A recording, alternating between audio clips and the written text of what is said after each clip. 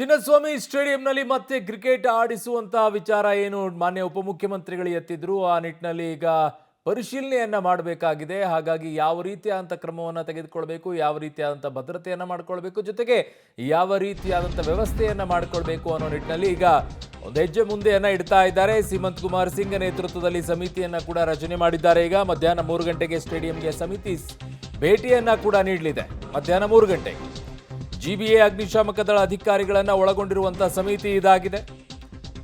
Cricket ಮ್ಯಾಚ್ಗೆ ಅನುಮತಿಯನ್ನ ಕೊಡಬೇಕಾ ಅಥವಾ ಬೇಡವಾ ಅನ್ನೋ ಬಗ್ಗೆ ವರದಿ. ಇಷ್ಟು ಸಲ ಪಂದ್ಯಗಳನ್ನು ಆಡಿಸಿದಾರಲ್ಲ, ಅವಾಗ ಯಾಕಿರ್ಲಿಲ್ಲ? ನೀವು ಮಾಡಿರುವಂಥ ಎಡವಟ್ಟಿನಿಂದಾಗಿ ಕಾಲು ತುಳಿತ ಆಗಿದ್ದಿತ್ತು. ಇಷ್ಟು ದಿನ ಪಂದ್ಯಗಳು ನಡೀತಾ ಇರಲಿಲ್ವ ಚಿನ್ನಸ್ವಾಮಿ ಸ್ಟೇಡಿಯಂನಲ್ಲಿ?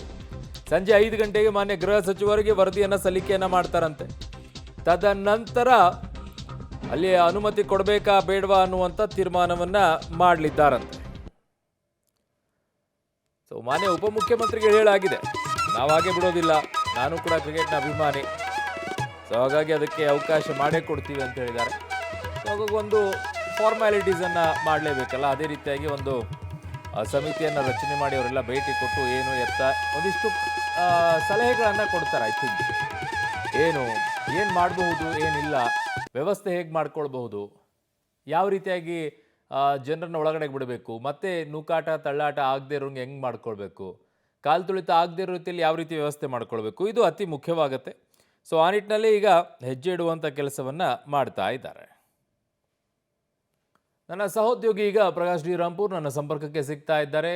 ಪ್ರಕಾಶ್, ಈ ಹಿಂದೆ ಎಲ್ಲ ಆಟನೇ ಆಡಿಸಿಲ್ವಾ ಅಂತ ಚಿನ್ನಸ್ವಾಮಿ ಸ್ಟೇಡಿಯಂನಲ್ಲಿ? ಇವ್ರು ಹೆಂಗೆ ಆಡ್ತಾ ಇದ್ದಾರೆ ಅಂದರೆ, ಇಲ್ಲಿ ಯಾವ ಪಂದ್ಯಗಳನ್ನು ಆಡಿಸಿರ್ಲಿಲ್ಲ, ಒಂದೇ ಒಂದು ಕಾರ್ಯಕ್ರಮದಲ್ಲಿ ಹಿಂಗೆ ಆಗೋಗ್ಬಿಟ್ಟಿದೆ. ಇಲ್ಲಿ ಯಾವುದೇ ರೀತಿಯಾಗಿ ಆಟ ಆಡಿಸೋದೇ ಬೇಡ, ಹಿಂಗೆ ಮಾಡಿಸ್ಬೇಕಾ ಬೇಡವಾ, ಹೇಗೆ ಇದನ್ನು ವಿಜೃಂಭಿಸ್ತಾ ಇದ್ದಾರೆ ಅಂತ. ಇವ್ರು ಮಾಡಿರುವಂಥ ಎಡವಟ್ಟಿನಿಂದ 11 ಜನ ಅಭಿಮಾನಿಗಳು ಸಾವನ್ನಪ್ಪಿದ್ರು. ಹೌದು, ಖಂಡಿತವಾಗ್ಲೂ ಆಗಿರುವಂತಹ ಎಡವಟ್ಟು ಮತ್ತೆ ರಿಪೀಟ್ ಆಗಬಾರ್ದು ಅನ್ನುವಂತಹ ಕಾರಣಕ್ಕಾಗಿ ಈಗಾಗಲೇ KCAನ ನೂತನ ಪದಾಧಿಕಾರಿಗಳು ಕೂಡ ಎಲ್ಲ ರೀತಿಯ ಆಯಾಮಗಳಲ್ಲಿ ಕೂಡ ಒಂದು ಪ್ಲಾನಿಂಗ್ಸ್ಗಳನ್ನು ಕೂಡ ಮಾಡಿಕೊಂಡಿದ್ದಾರೆ. ಜೊತೆಗೆ ಮುಂದಿನ ಪಂದ್ಯಗಳನ್ನು ಕೂಡ ಬೆಂಗಳೂರಿನ ಚಿನ್ನಸ್ವಾಮಿ ಮೈದಾನದಲ್ಲೇ ಆಡಿಸಬೇಕು, ಮತ್ತೆ ಇಲ್ಲಿಗೆ ಪಂದ್ಯಗಳನ್ನು ತರಬೇಕು ಅನ್ನುವಂತಹ ಒಂದು ನಿರ್ಧಾರಕ್ಕೂ ಕೂಡ ಬರಲಾಗಿದೆ. ಈ ನಿಟ್ಟಿನಲ್ಲಿ BCCIನ ಒಂದಿಷ್ಟು ಅಫಿಷಿಯಲ್ಸ್ಗಳ ಜೊತೆ ಕೂಡ ಚರ್ಚೆ ಮಾತುಕತೆ ಕೂಡ ಆಗಿದೆ. ಅದರ ಜೊತೆಗೆ ರಾಜ್ಯ ಸರ್ಕಾರದ CM, DCM ಮತ್ತೆ ಹೋಮ್ ಮಿನಿಸ್ಟರ್ ಜೊತೆ ಕೂಡ ಚರ್ಚೆಗಳಾಗಿದ್ದಾವೆ. ತಾವು ಪಾಲಿಸಬೇಕಾಗಿರುವಂತಹ ನಿಯಮಗಳನ್ನು ಅಚ್ಚುಕಟ್ಟಾಗಿ ಪಾಲಿಸ್ತೀವಿ, ರೂಲ್ಸ್ಗಳನ್ನು ವೈಲೇಷನ್ ಮಾಡೋದಿಲ್ಲ ಅನ್ನುವಂಥ ಭರವಸೆಗಳನ್ನು ಕೂಡ ಕೊಡಲಾಗಿದೆ. ಅದಾದ ಬಳಿಕ ಬೆಸ್ಕಾಂ, ಅಗ್ನಿಶಾಮಕ ದಳ ಸಿಬ್ಬಂದಿ ಮತ್ತೆ BWSSB ಮತ್ತೆ GBA ಸಂಬಂಧಪಟ್ಟಂತ ಇಲಾಖೆಯ ಮುಖ್ಯಸ್ಥರನ್ನು ಕೂಡ ಭೇಟಿ ಮಾಡಿ ಏನೆಲ್ಲ ಸುರಕ್ಷತೆಗಳನ್ನು ನಾವು ಪಾಲಿಸ್ತಾ ಇದ್ದೀವಿ, ಹೇಗೆ ಅಲರ್ಟ್ ಆಗಿದೆಯೋ ಅನ್ನೋಂಥದ್ರ ಬಗ್ಗೆ ಕೂಡ ಈಗ ಒಂದಿಷ್ಟು ಮಾಹಿತಿಯನ್ನು ಕೂಡ ಖುದ್ದು ಭೇಟಿ ಮಾಡಿ ನೀಡಲಾಗಿದೆ. ಅದರ ಜೊತೆಗೆ ಇವತ್ತು ಮಧ್ಯಾಹ್ನ 3 ಗಂಟೆ ಸುಮಾರಿಗೆ ಬೆಂಗಳೂರು ನಗರ ಪೊಲೀಸ್ ಆಯುಕ್ತರ ನೇತೃತ್ವದಲ್ಲಿ ಒಂದು ಕಮಿಟಿ, ಅಂದರೆ ಅದರಲ್ಲಿ GBA ಕಮಿಷನರ್ ಕೂಡ ಇರ್ತಾರೆ, ಅಗ್ನಿಶಾಮಕ ದಳದ ಅಧಿಕಾರಿಗಳು ಕೂಡ ಇರ್ತಾರೆ. ಅವರು ಕೂಡ ಈ ಮೈದಾನಕ್ಕೆ ಬಂದು ಇಲ್ಲಿವರೆಗೂ ಕೂಡ ಏನೆಲ್ಲ ಸುರಕ್ಷತಾ ಕ್ರಮಗಳನ್ನು ಪಾಲನೆ ಆಗ್ತಾ ಇದೆ, ಜೊತೆಗೆ ಏನೆಲ್ಲ ಮತ್ತೆ ಭದ್ರತೆ ದೃಷ್ಟಿಕೋನದಿಂದ ಯಾವುದೆಲ್ಲ ಅಂಶಗಳನ್ನು ಮಾಡಿಕೊಳ್ಬೇಕು ಅದೆಲ್ಲದರ ಬಗ್ಗೆ ಕೂಡ ಒಂದು ಪರಿಶೀಲನೆಯನ್ನು ನಡೆಸಲಾಗುತ್ತೆ. ಸೊ ಈ ಒಂದು ವರದಿ ಸಂಜೆ 5 ಗಂಟೆ ವೇಳೆಗೆ ಗೃಹ ಸಚಿವರ ಕೈಗೂ ಕೂಡ ತಲುಪುತ್ತೆ. ಆ ವರದಿ ಗೃಹ ಸಚಿವರ ಕೈಗೆ ತಲುಪಿದ ಬಳಿಕ ಮುಂದಿನ ಪಂದ್ಯಗಳ ಭವಿಷ್ಯ ಕೂಡ ನಿರ್ಧಾರ ಆಗುತ್ತೆ. ಈಗಾಗಲೇ IPL ಪಂದ್ಯಗಳನ್ನು ಮತ್ತೆ ಇಲ್ಲಿಗೆ ತರಬೇಕು, ಇಲ್ಲೇ ಆಡಿಸ್ಬೇಕು ಅನ್ನೋಂಥದ್ರ ಬಗ್ಗೆ ಶತಾಯಗತಾಯ ಪ್ರಯತ್ನಗಳನ್ನು ಕೂಡ KCA ಮಾಡ್ತಾ ಇದೆ.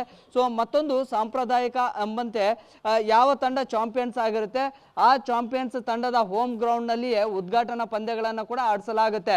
ಸೊ ಈ ಬಾರಿ RCB ಆಗಿತ್ತು, so home ground Chinnaswamy. So ಹಾಗಾಗಿ ಉದ್ಘಾಟನಾ ಪಂದ್ಯವನ್ನು ಇಲ್ಲೇ ನಡೆಸಬೇಕು ಅನ್ನುವಂಥದ್ದು ಕೂಡ KCAನ ಬಲಿಷ್ಠ ಒಂದು ನಿರ್ಧಾರ ಕೂಡ ಹೌದು. ಅದರ ಬಗ್ಗೆ ದೊಡ್ಡ ಮಟ್ಟದಲ್ಲಿ ಚರ್ಚೆಗಳು ಕೂಡ ಆಗ್ತಾ ಇದೆ. ಈಗಾಗಲೇ BCCIನ ಒಂದಿಷ್ಟು ಅಧಿಕಾರಿಗಳ ತಂಡದಿಂದ ಕೂಡ ಅಲ್ಲಿಗೆ ಹೋಗಿ ಚರ್ಚೆಯನ್ನ ಮಾಡಿ ಕೂಡ ಬರಲಾಗಿದೆ. ಸೊ ಈಗ ರಾಜ್ಯ ಸರ್ಕಾರ ಕೂಡ ಈ ಒಂದು KCAನ ಏನು ಬೇಡಿಕೆಗಳಿದ್ದು ಅಥವಾ ಇಲ್ಲೇ ಆಡಿಸ್ಬೇಕು ಅನ್ನೋಂಥ ನಿರ್ಧಾರ ಏನಿತ್ತು ಅದಕ್ಕೆ ಸ್ಪಂದನೆ ಕೂಡ ಕೊಟ್ಟಿದೆ. ಸೊ ಅಂತಿಮವಾಗಿ ಈ ಒಂದು ಕಮಿಟಿ ಏನು ನಿರ್ಧಾರವನ್ನ ಏನು ವರದಿಯನ್ನು ಕೊಡುತ್ತೆ ಅದರ ಮೇಲೆ ಭವಿಷ್ಯ ನಿರ್ಧಾರ ಆಗುತ್ತೆ. ಅರುಣ್ ಬಡಿಗೇರ್. ಓಕೆ, ಹಾಗೆ ಸಂಪರ್ಕದಲ್ಲಿ ಪ್ರಕಾಶ್ ಡಿ ರಾಂಪುರ್ ವಾಪಸ್ ಬರ್ತೀನಿ ನಿಮ್ಮ ಹತ್ರ.